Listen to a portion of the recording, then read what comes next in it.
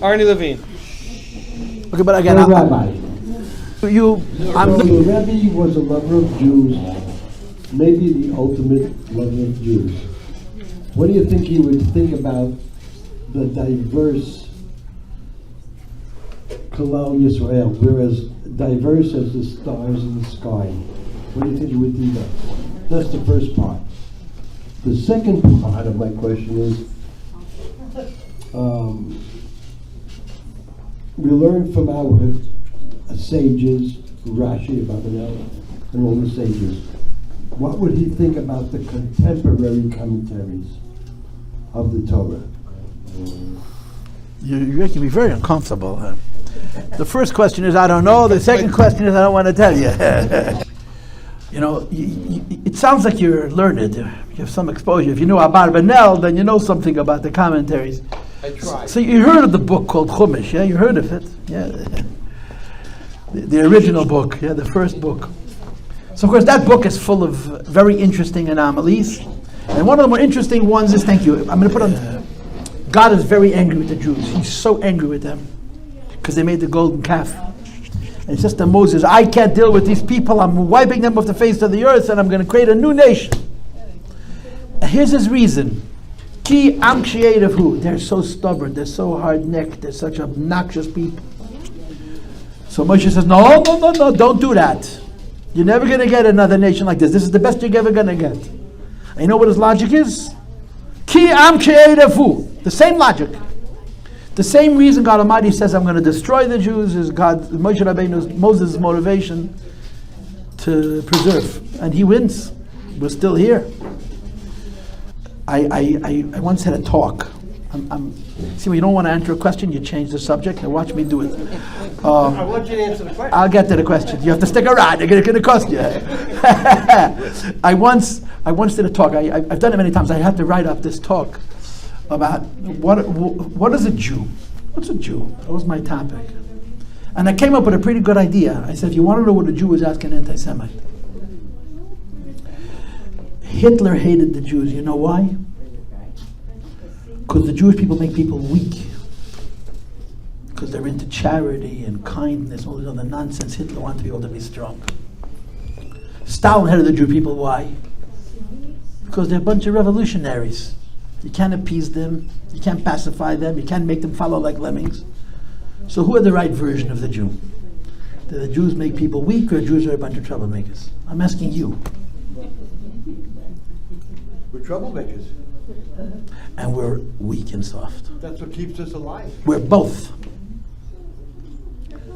We're very pliable, we're very flexible, and we're very tough. So the answer to your first question is not what did he think of it. That's what Jews are. It's not a joke, 2 Jews, 3 opinions. It's a fact. Jews are incredibly uncooperative. They're the most difficult people to hoard, the most difficult people to corral, to get to join a group. But on the other hand, when we believe in something, it's to the end. We're incredibly diverse. People look from the outside at a community. Oh, they all look the same. No 2 are alike. This is true of all human beings. It's even true of animals, but it's still true of human beings.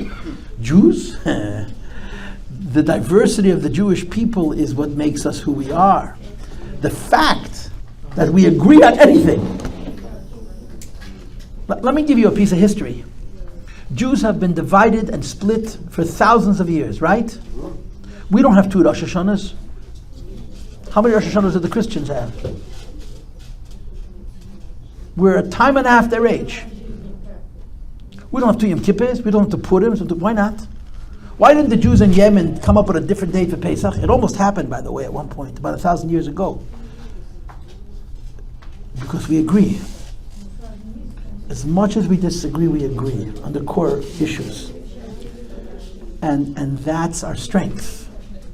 Not only that we agree, is that we're individuals and we agree. There was a great sage, a very, very famous sage. His name was Rabbi Yossi Paltiel. Rabbi Yossi Paltiel Rabbi Yossi Paltiel lived in the 18th century. And he lived in one of those small little countries in Eastern Europe, I don't know, Moravia, Bohemia, I don't know, they changed the Czech Republic, I don't know, one of those little countries. And he was very close to the local duke. They were very personal friends. And Rabbi Yossi Paltiel found himself in a position often where he needed to defend the Jewish people, to be very careful, because it was a Christian state. It wasn't just Christian people, it was a Christian state. It was a state religion, and he had to be very careful. So the Duke calls him one day and says, listen, what do rabbis do when they disagree? What do rabbis do when they disagree? He says, we follow the majority. So he said to Rabbi Yossi Paltiel, the majority of the people are Christians or Jews? So Rabbi Yossi Paltiel says, it doesn't matter how many people you are, it matters how many opinions you have. There could be millions and millions of Christians, there could be 6 Jews. The 6 Jews are 6 opinions, the millions of Christians are 1 opinion 1,000,000 times over. That's exactly right. So wait, so you see, here's your answer. So the Duke says to the rabbi, what are you talking about? He says, watch, I'll show you. He says, takes him outside. He says, point at the sky. It was in the middle of it, point at the sky. So they're pointing up at the sky at nothing in particular, and within 5 minutes, 100 people knew exactly what star they're pointing at. One guy decided, everybody else followed. It's our strength that you and I could sit in the same room as a miracle, because we're individuals. But there's some things that are so real that we agree on. So is that what the Rebbe would say? You know what? I can't speak for the Rebbe. I think it's in the spirit of the Rebbe's teachings. It's not the Rebbe. There's one rule about the Rebbe, that there was no rules. You never knew what he was going to say. I think that's what he would say. I think he would have said it more or less this way, but I can't tell you with certitude. It would be pretentious of me. It would be simplistic of me to say that's what he would say. I think that's what he would say. As far as the second question is concerned,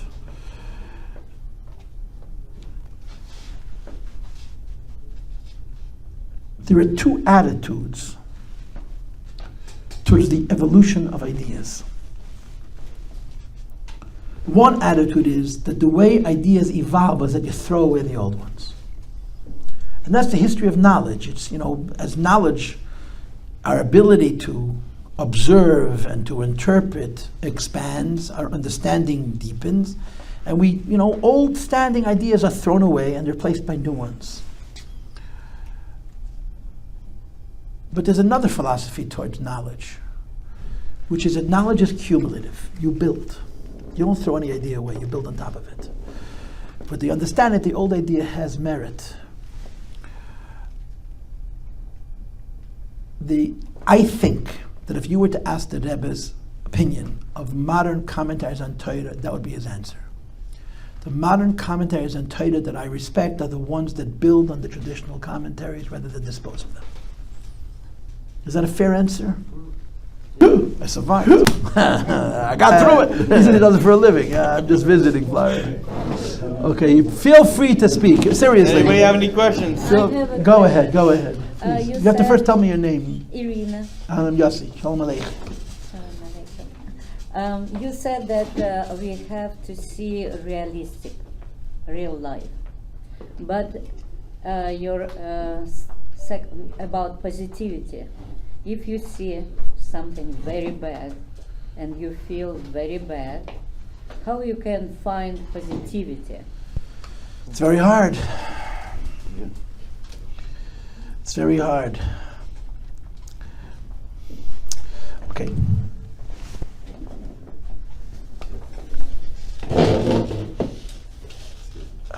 I don't have enough Russian to say it in Russian, but I want to say it in Russian. Ani lo makir otach. I do not know you. So there's a question that you ask in theory. And there's a question that you ask personally. And they're very different questions. And they have to be answered in very different ways.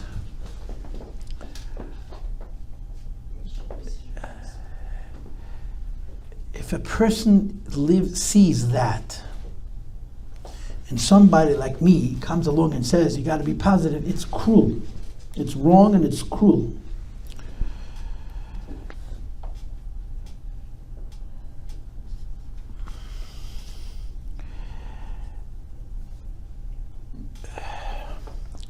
Let me give you this example. I'm giving this as an example. You know who Anna Frank was? Anna Frank. So some people say she never even wrote this, but what's the famous quote of Anna Frank? What's the most famous words that she said? That in the movies they make, the famous Anna Frank. Yeah.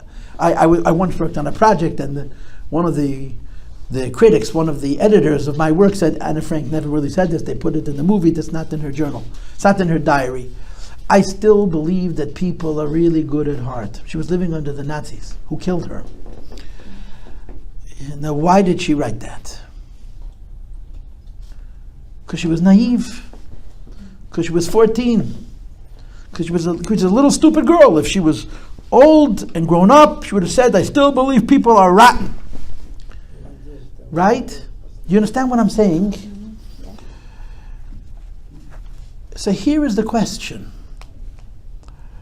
Which position is more helpful in getting through difficult situations?